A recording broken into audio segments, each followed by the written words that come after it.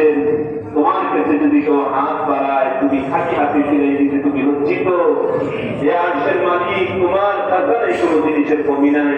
তুমি আমাদের সকলের মনের নেক বাসনাগুলো পূর্ণ করে দাও, মনোবাঞ্ছনা পূর্ণ করে দাও, মুরব্বীদের হায়াত বাড়িয়ে দাও, আমাদের সকলের হায়াত বাড়িয়ে দাও, আমাদের রিজিক তুমি বাড়িয়ে দাও।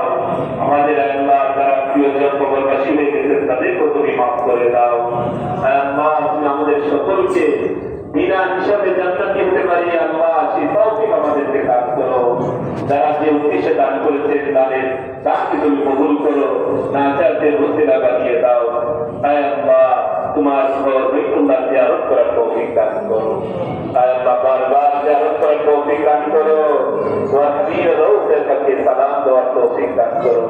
আল্লাহ জানি না সাহায্য এটা শেষ রমজান।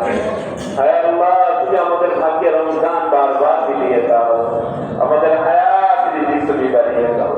মাবুদ সমস্ত ভাষা বিচ্ছুতি তুমি ক্ষমা করে দাও, আমাদের সন্তানদেরকে নেক সন্তান বানিয়ে দাও।